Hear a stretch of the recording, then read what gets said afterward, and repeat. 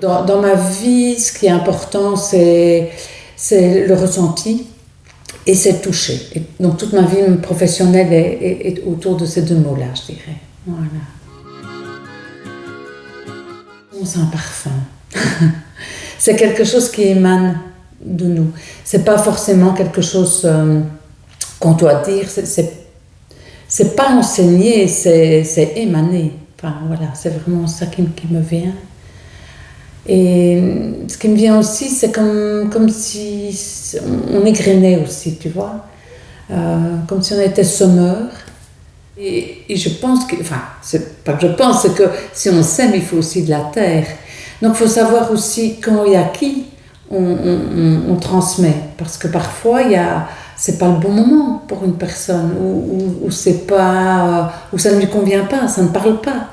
Donc comment sentir aussi quand il faut transmettre et à qui. Ça, je pense que c'est important. Et ce que j'ai envie de dire, c'est qu'en même temps on est semeur, mais en même temps on est la terre aussi.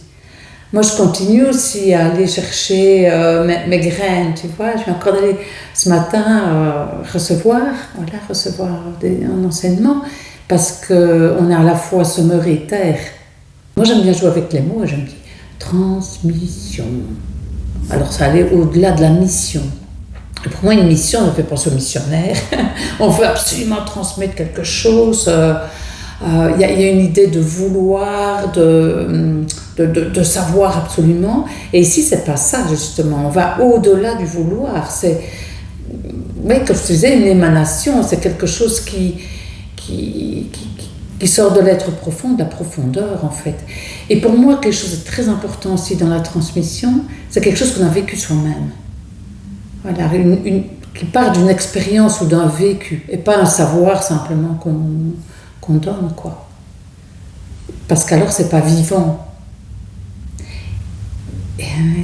Et c'est drôle, je sais pas pourquoi maintenant, en t'en parlant, dans le mot transmission, j'entends aussi transformation.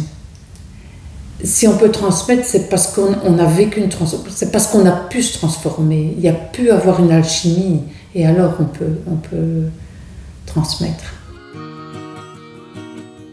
J'ai envie de parler de mon papa.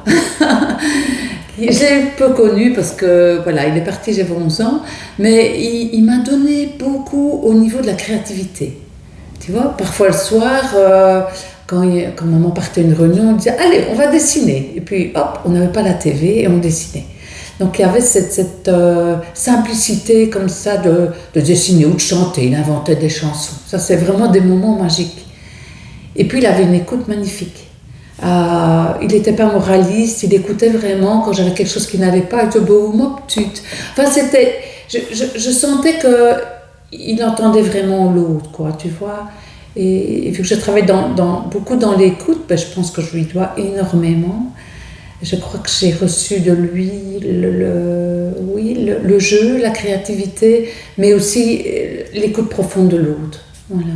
Alors, ce qui m'a freinée, et en même temps, c'est pas des freins, puisque ça a été des moteurs par la suite, mais c'est les expériences peut-être douloureuses de la vie. Grâce à ça, du coup, je me suis dit, mais moi, j'entame un travail sur moi, je ne m'arrête pas là, tu vois. Et donc, j'ai appris plein de choses, j'ai découvert plein de choses. Et j'ai appris surtout à surfer avec toutes les difficultés.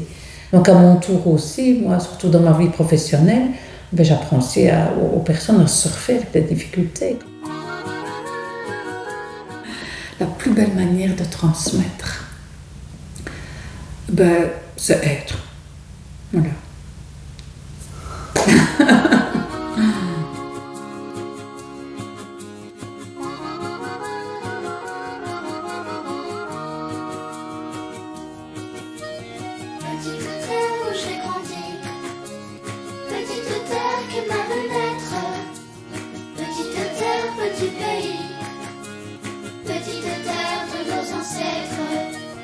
Petite terre où j'ai grandi, petite terre qui m'a vu naître, petite terre, petit pays.